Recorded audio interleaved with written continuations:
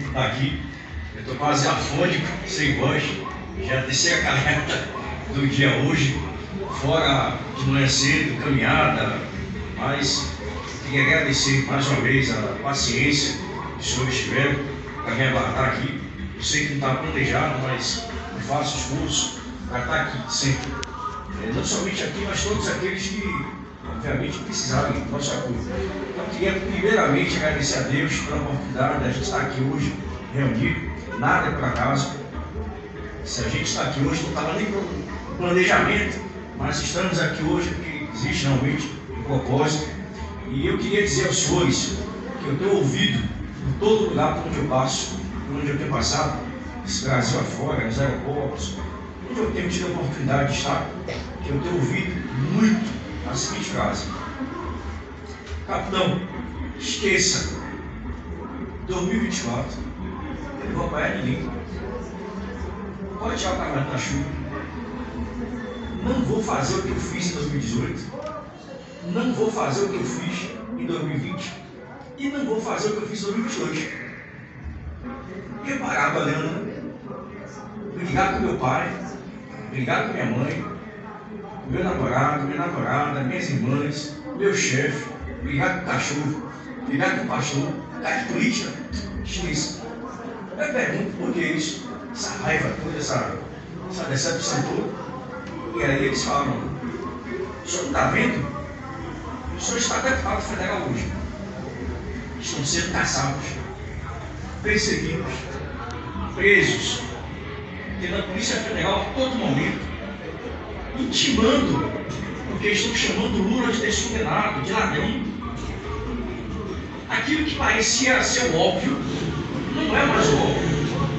Mesmo pela unidade parlamentar, vocês estão sendo convidados ou convocados a prestar esclarecimentos à Polícia Federal como se fossem bandidos. Aí eu pergunto: se está acontecendo isso com o senhor que está deputado federal, imagine um vereador. E aí eles comentam assim: poxa, que é um vereador na fila do pão? Se você que tem imunidade parlamentar está acontecendo isso, imagine nós aqui embaixo, no município, que não temos imunidade parlamentar. Se falarmos um ai contra Alexandre de Moraes, é prisão na certa. Se falarmos um ai contra o sistema, é prisão na certa.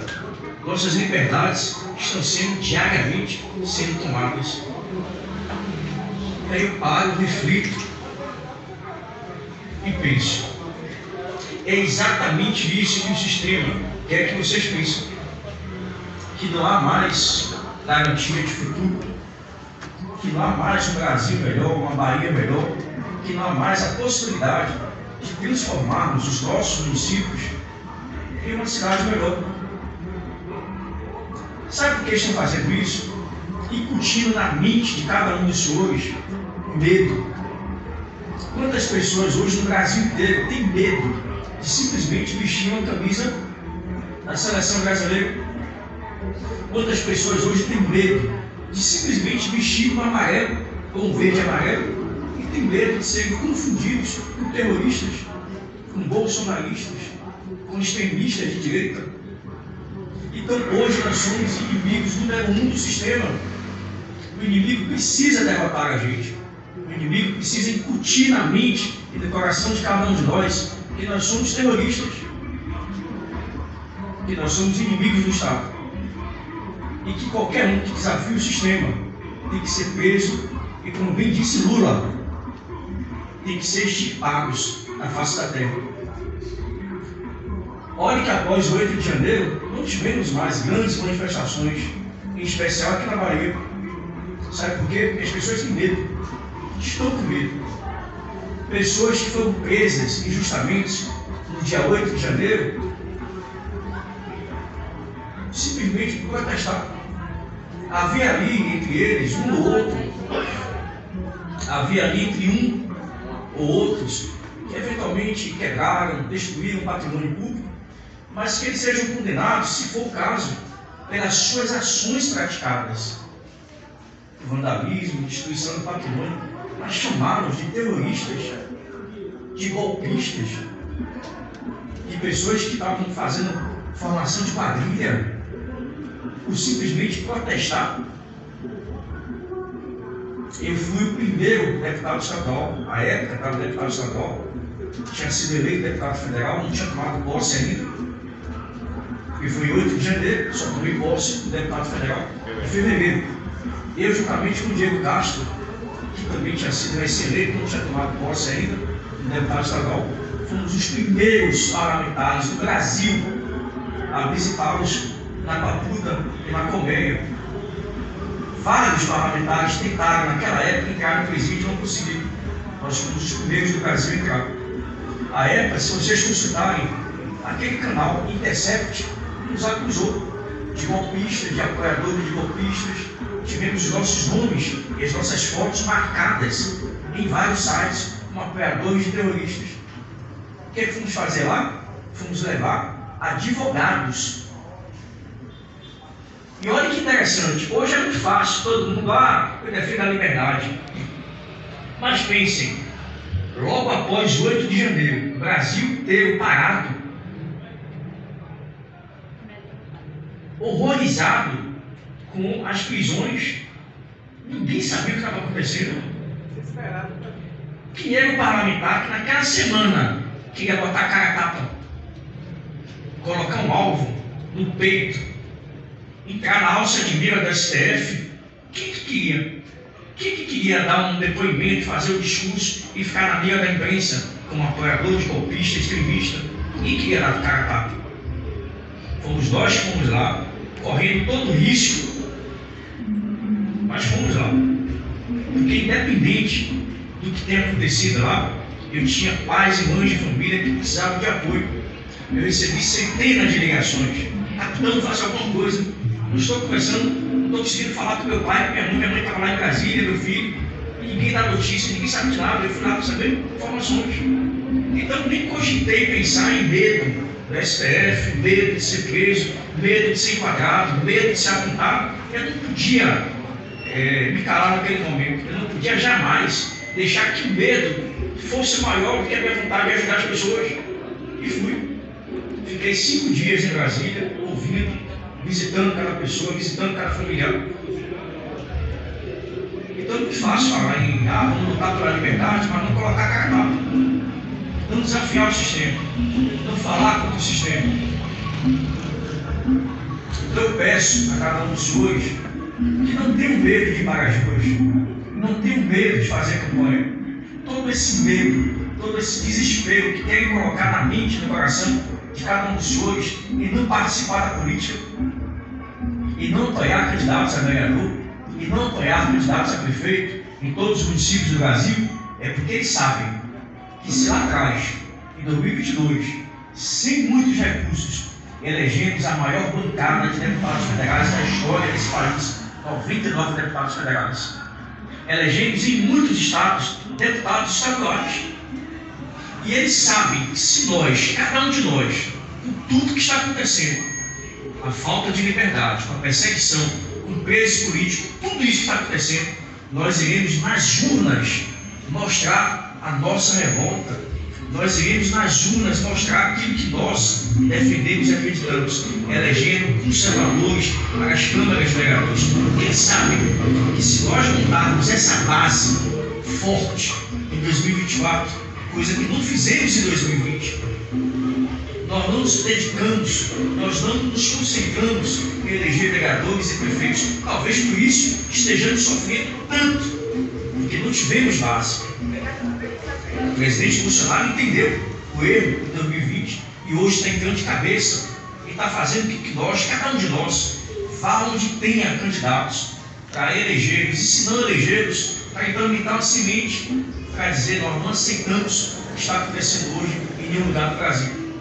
Então, toda essa desesperança, esse medo que estão tentando criar os senhores, é porque eles sabem que a base vem forte em 26 e nós iremos, com certeza, além de ser a maior bancada de deputados federais, seremos em todo o Brasil a maior bancada de vereadores. E estes vereadores e prefeitos irão eleger em 26, quem sabe, o dobro de deputados federais, quem sabe o dobro de deputados estaduais. E não tenho dúvidas, o dobro de senadores da República que temos hoje. Covardes. Se nós dobrarmos a quantidade de senadores, e esse é o medo deles, se a base vier forte, eleger deputados estaduais, deputados federais, uma base forte de vereadores, temos base para eleger senadores da República, governadores do Estado, e se Deus quiser, de novo, Jair Messias Bolsonaro. Então, esse medo desse movimento crescer, de fortalecer, de cada vez ficar maior, é esse medo deles, porque eles sabem que 26 anos bem forte, e a gente vai com certeza impeachmentar o primeiro-ministro do STF na história desse país. E é com o apoio de cada um dos senhores, é com a mente e o coração de cada um, unido e integrado em um só sentimento de justiça. Nós só queremos isso, é justiça. Então, eu peço a vocês, sejam fortes, sejam corajosos. A Bíblia diz que a gente não pode ser, aliás, que você tem que ser o frio ou tem que ser quente. Pode ser bom. Sabe o que quer dizer isso? Que nós temos que nos posicionar. E para se posicionar tem que ter coragem. Não basta gritar Deus, pátria, família, repetindo frases aleatórias. Tem que realmente viver aquilo que você fala. As suas ações têm que corresponder àquilo que você fala. Então, meus amigos, eu desejo a cada um dos senhores, eu sei que essa batalha aqui não é fácil. Até o dia de hoje, até o dia da assinatura da ata, até o dia que vocês foram declarados efetivamente candidatos, foram muitos desafios. Eu tenho todos os dias, o Bolsonaro mandou um texto ontem, uma frase ontem, e aí as pessoas me perguntam sobre essa questão lá em São Paulo. O que eu acho? São Paulo, Marçal, essa agonia toda, essa confusão toda, está dividida à direita. Ele me mandou um texto ontem. E aí, depois desse texto que ele me mandou, só para a gente ter uma ideia de que muitas vezes aquilo que a gente está vendo na imprensa, ou ouvindo na imprensa, não é nem de perto, não é nem de longe que realmente está acontecendo. A questão não é Marçal, se a gente gosta dele ou não, se ele é o melhor candidato ou não, se ele é de direita ou não. A questão vai muito mais além disso. Cada um de nós aqui, ao ver e conversar com pessoas que foram presas injustamente no 8 de janeiro, estão com um sentimento de impotência. O Bolsonaro uma vez falou comigo que ele se sente culpado pelo que aconteceu no dia 8. Nós todos carregamos o sentimento de que nós poderíamos ter feito mais para não chegar àquele momento, ou para evitar aquele momento, ou alertar a população: olha, existe aí uma armadilha, existe aí, não vá, não caia nessa, o sistema vai pegar a gente. A gente podia ter feito muita coisa. Então nós precisamos dar uma resposta, não é só nas urnas não. Hoje tem pais e mães de família que estão presos, condenados a 10, 15, 20 anos de prisão. E o que é que nós faremos com essas pessoas? E o que Bolsonaro está tentando fazer, a gente não está compreendendo. Só está olhando Marçal, se é bom, se é ruim, se é direito. Existe uma grande construção nesse momento para libertar os presos políticos. E tudo isso passa para a articulação política. A eleição em São Paulo, na cidade de São Paulo, ela é importante? Ela é a capital econômica do nosso país. Ela é muito forte. O estado de São Paulo como um todo é muito forte. Então a eleição em São Paulo, ela pode fazer a diferença em todo o Sudeste. Assim vai abrir mão em Feira de Santana. Sair candidato em Feira de Santana e apoiando agora o Zé Neto. Zé Neto deu livro. Está repreendido. Tanto Zé, tanto José. Então foi por isso que a gente montou a CAT, a Praia Zé Ronaldo. Imagina, Feira de Santana com 17 bilhões de PIB. Se o PT vencer em Feira de Santana, PIB de 17 bilhões, o que não vão fazer aqui dentro do Estado? Já fazem, sem muito recurso. Imagine com um PIB de 17 bilhões de reais. Não vão dominar só a Bahia, como já está hoje, não. Mas todo o Nordeste. E foi isso que o Rui Costa tentou fazer com o consórcio Nordeste, que eu denunciei quando estava deputado estadual. Então, o que está em jogo em São Paulo não é apenas uma eleição em São Paulo, não é apenas essa massagem de direita ou de esquerda.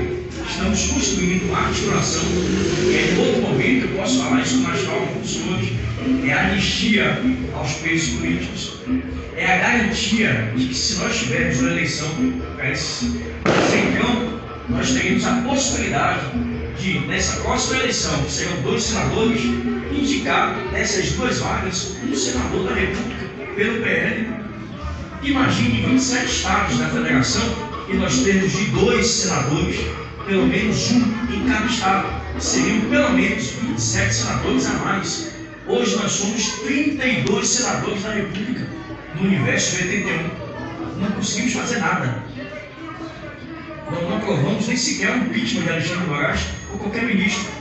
E se nós tivermos, no mínimo, um senador eleito na próxima eleição, junto com os atuais 32, teremos aí a possibilidade de, pelo menos, imagine aí, 32 hoje, quase ao torno de 52 senadores de 81. Qualquer impeachment passa com a maioria do Senado. A outra possibilidade é tornar Bolsonaro elegível, tornando a possibilidade real e concreta dele disputar a presidência da República. Então, uma eleição em São Paulo, ela é importante, mas muito mais importante é a anistia aos patriotas, é a eleição de senadores da República para reequilibrar a harmonia dos poderes, que não está harmônica. Aliás, era muito harmônica lá atrás, todo mundo roubava, todo mundo começava.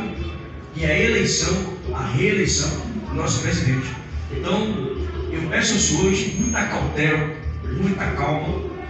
Há planejamento, a gente pode não entender nesse momento, pode não estar acreditando no que está acontecendo, mas existe uma convergência de pensamento, de unidade, de estratégia, para tentar pensar nisso. Política não se faz com fígado. Tem que ter um ceder, um recuar, um avançar. Infelizmente, nós não somos maioria na Câmara. De 513 deputados, nós só somos 99 eleitos pelo PL. E nem todos os 99 votam com a gente. De 99, apenas 65, a depender da pauta, vota de forma raiz, de forma unida com o PL. Mas a maioria vota com o centrão, com o governo.